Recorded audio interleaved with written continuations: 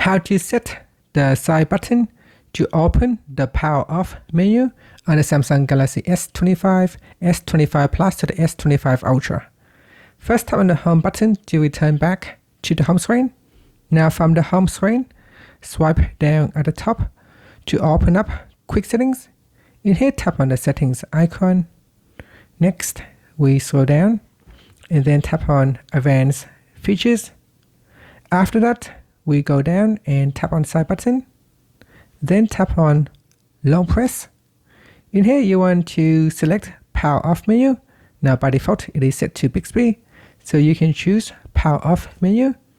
And then after that, tap on the home button to return back to the home screen.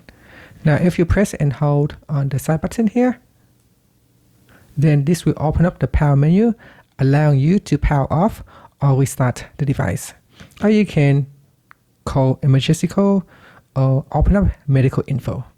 And that's it. After that, tap on the home button to return back to the home screen. Thank you for watching this video. Please like and subscribe to my channel for more videos.